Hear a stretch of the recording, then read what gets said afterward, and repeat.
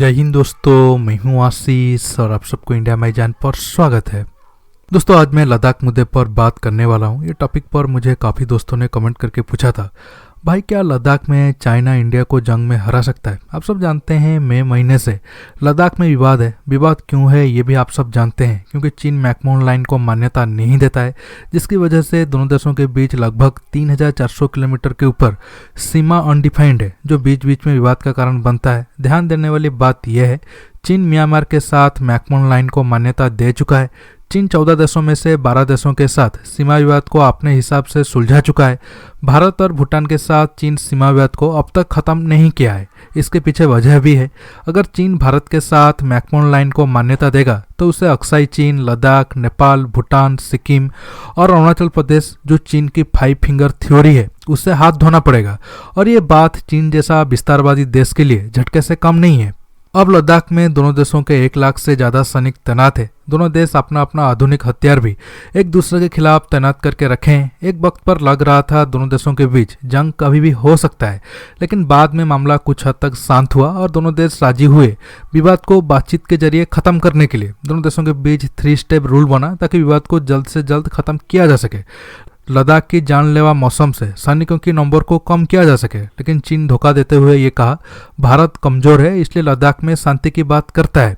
इसके बाद दोनों देशों के बीच शांति की उम्मीद खत्म हो गई और अब भी तनाव की स्थिति बरकरार है। आज जानेंगे, अगर चीन लद्दाख में भारत के साथ जंग करेगा तो वो क्यों नहीं जीत पाएगा। जानने के लिए आप आखिर तक की वीडियो को देखते रहिए और ज़्यादा से ज़्यादा लाइक शेयर करना मत भूलिए।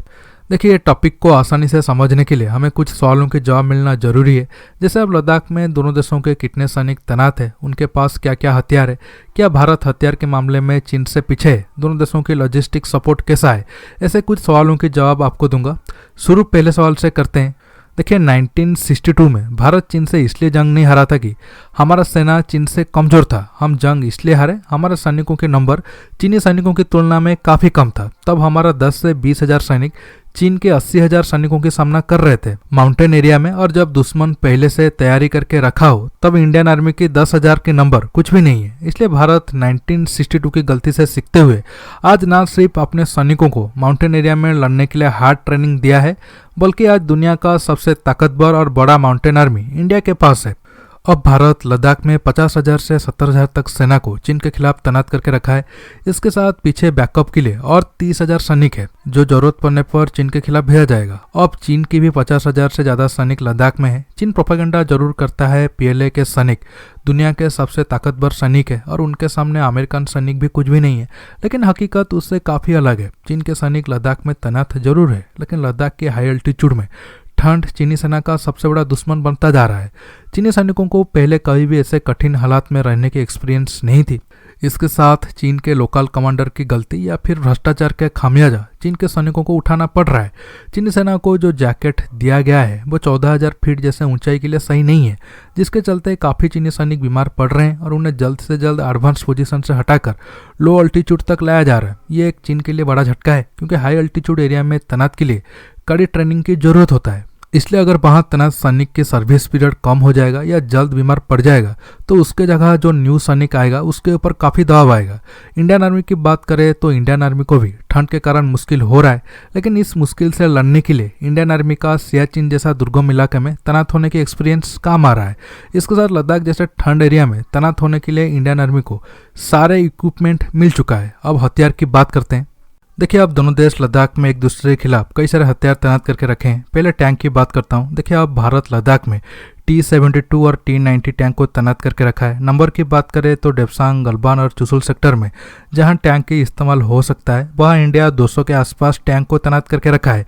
चीन भी 18 नंबर पे T-15 टैंक को तैनात करके रखा है। चीन के हिसाब से T-15 टैंक हल्का है, इसलिए हाई अल्टीट्यूड में T-15 जैसे टैंक का परफॉर्मेंस अच्छा रहेगा, क्योंकि हाई अल्टीट्यूड में ऑक्सीजन कम होने के कारण हेवी वेट टैंक में प्रॉब्लम होता है। देखिए, ये बात सच जरूर है, लेकिन ऐसा नहीं है कि लद्दाख में T-90 और T-72 टैंक बिल्कुल काम नहीं करेंगे। देखिए, भारत आज से 70 साल पहले 12,000 फीट पर पाकिस्तान के खिलाफ टैंक को तैनात करके वर्ल्ड रिकॉर्ड रचा था। ये न्यूज पाकिस्तान ने ही दुनिया को पहली बार दिया था।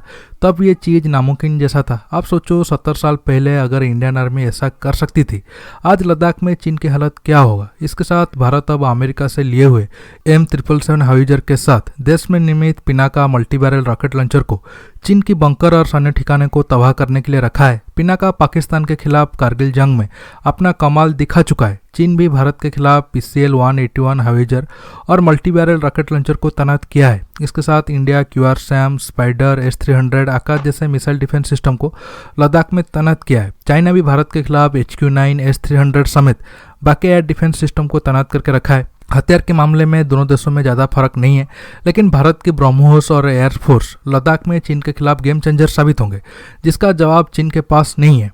जहां एक तरफ ब्रह्मोस पहाड़ के पीछे छिपे चाइनीज बंकर को तबाह कर सकता है, दूसरी तरफ इंडियन एयरफोर्स क्वालिटी और क्वांटिटी में चीन की तुलना में ज़्यादा है। अमेरिकी रिपोर्ट के हिसाब से चीन अब भारत के खिलाफ 118 फोर्थ जनरेशन फाइटर जेट को इंडिया के सीमा के पास एयरबेस में तैनात किया है। भारत भी चीन के खिलाफ लगभग 124 फोर्थ जनरेशन फाइटर जेट को तैनात करके रखा है। इसके साथ तिब्बत के हाई अल्टीट्यूड के कारण चीन की तरफ जितने भी फाइटर जेट इंडिया की तरफ आएंगे वो 50% पेलोड के साथ आ सकते हैं, लेकिन इंडिया के साथ ऐसा कुछ प्रॉब्लम नहीं है। लॉजिस्टिक सपोर्ट की बात करें तो नो डाउट चीन अच्छा कंडीशन में है, लेकिन भारत भी अब पीछे नहीं है।